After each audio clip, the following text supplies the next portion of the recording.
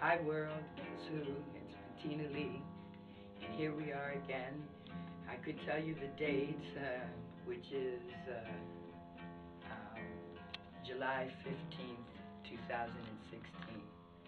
And yesterday was my son's birthday, and it's a horrifying experience to have to remember your birthday by the tragedy of how many people died instead of celebrating the life that it has given you.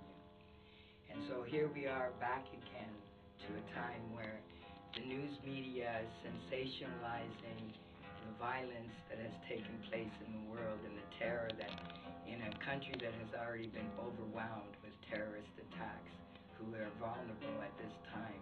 But I want to say to the world, have you ever stopped to consider how many attacks have been thwarted? I can tell you over 100 attacks have been thwarted in the last year, and many terrorists have been destroyed. But we never put that good news out there because it would embolden our enemies. But I'm allowed to be able to speak about it because sometimes I have friends that are still in the service, and I want to share with the world a little bit about myself. I've been shot 2 times. When I was 8 years old, I was attacked in a terrorist attack by the FLQ. That's how I lost my hearing, and how come I have artificial ears. And still I rise. I rise to the occasion because I have something very important in my life, and that's my grandchildren. And I don't want them inheriting a world that has been worse than I have experienced. And in the last 42 years, it has been a hell of a journey. We get to a time of peace and a time of cooperation and understanding, and then it goes back to this basically hell. And I think it is because there is a lack of faith in the Spirit of God. And the Spirit of God is life and good. And it only takes one person to invoke the Spirit of God, to bring down the power of Chi. Every living thing has it, and why I call him the God to whom everything belongs. See, when we secularize, we become man. It's like my song, Limited View, why I was trying to give people a greater perspective of themselves, so if they could see that they are part of a living planet and a part of the total part of God's creation, that they might be empowered. But instead they secularized themselves and colored themselves, whether black or white, and it only creates separation and fight. And it was me who coined the phrase, all life matters, or none at all matters. And you should consider this. All life matters, or none at all matter. No one is more significant in the eyes of the Creator. He created all. There is a beginning and there is an end. And it's like Confucius had said, he had said that when a people lose their natural selves, they are destroyed.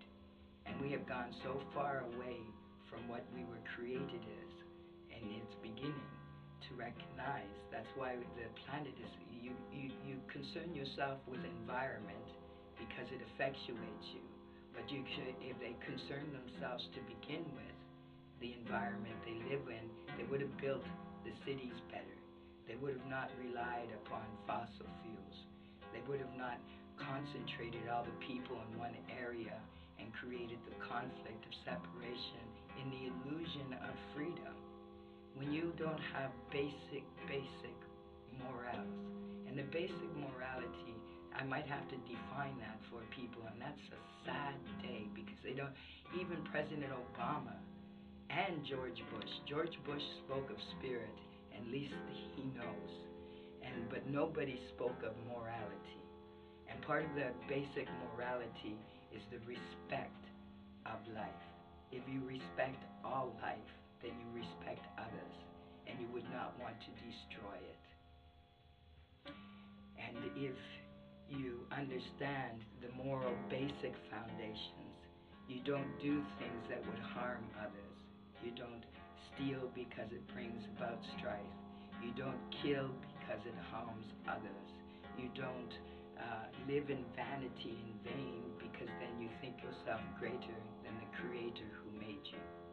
And you get lost.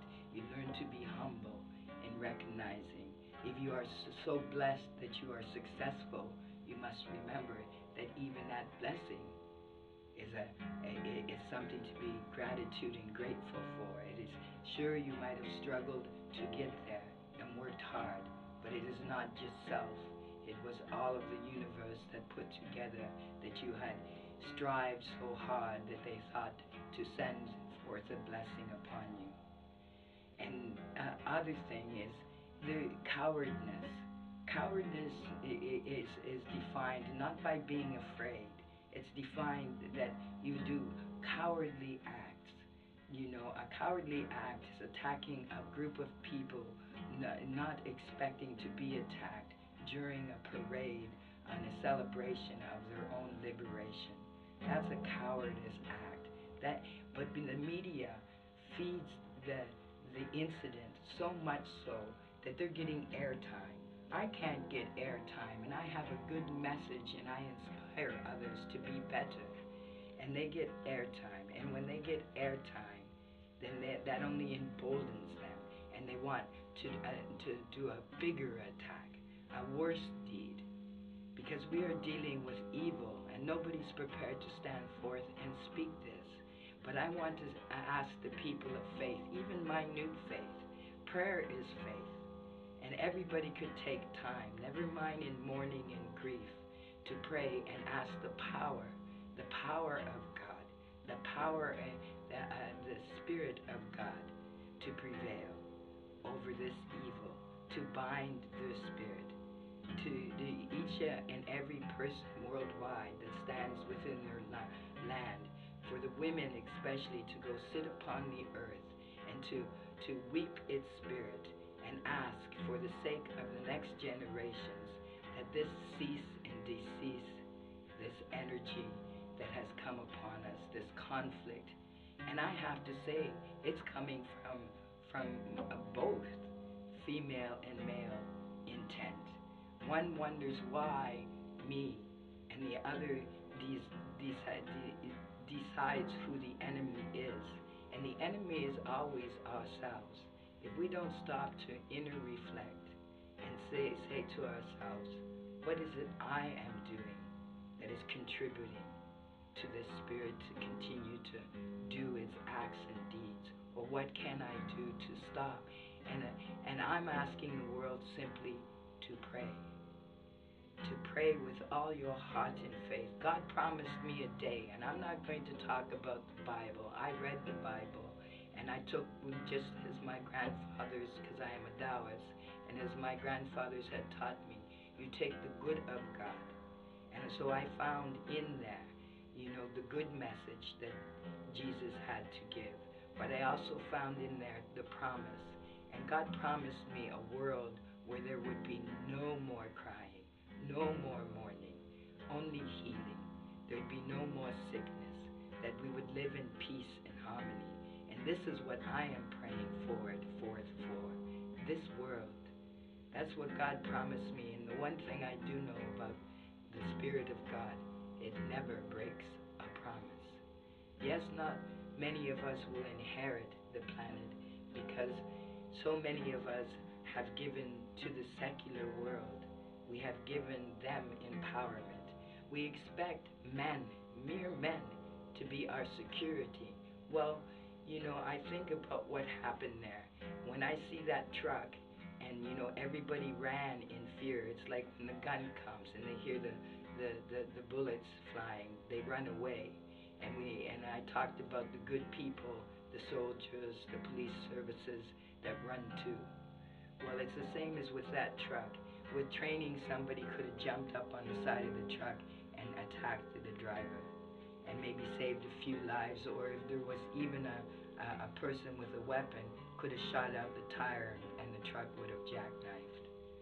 There was always something to be done, but when you're in a state of fear, you don't think in that perspective. I was trained to think in that perspective.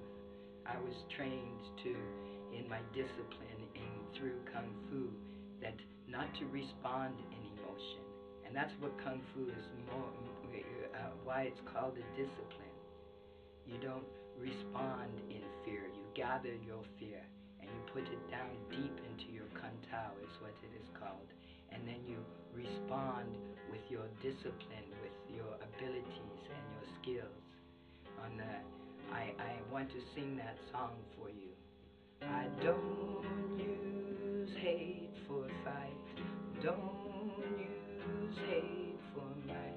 I don't use hate for right. I use my skills and ability, my God-given mysteries. When you offend every sensibility, I just go crazy. Don't use hate for fight. Don't use hate for might. Don't use hate for right. Use my skills and abilities, all my God-given mysteries. When you offend every sensibility, I just go crazy. And the other thing, it's like martial arts. So many of my friends have made it to Hollywood, and they haven't, they have a forum, they have 60 million fans, that they never talk about the discipline of the art. And maybe they haven't gotten to that lesson in life, because they make movies that promote fight and conflict. Well, I can regenerate my body. I can heal. I can, without even effort, 2 fingers, take out a man. I can put pressure on a point on a body. I know 9 points on a person's body that would make you do the funky chicken, and the autopsy would read natural causes. Just to let you know. So it's not about wanting to fight, and I have found that these people, that's all they want to do, is fight. They don't want peace. They want an excuse, whether the black man, whether the white man. I'm a lesser person. Well, the way you perceive yourself is what you are. And if you see yourself as lesser too, then you are. You should consider that. What have I done as a person of color to allow myself to be a lesser person? Not what or when you look to say, oh, it is someone else who is subjugating me, oppressing me, and when the oppressor becomes the oppressed, and then you do the same thing, then you are not a greater person and have learned no lesson. The whole reason these lessons are given in life, don't ask God why. Ask yourselves and man. And don't say that if there be a God, these things wouldn't take place, because if you had the faith to believe there is a God and a power greater than yourselves, the power that created this world, and it so doesn't want to destroy the world. It's not a God of vengeance. That again would be an interpretation, and it would not be the right interpretation. It is the power of life.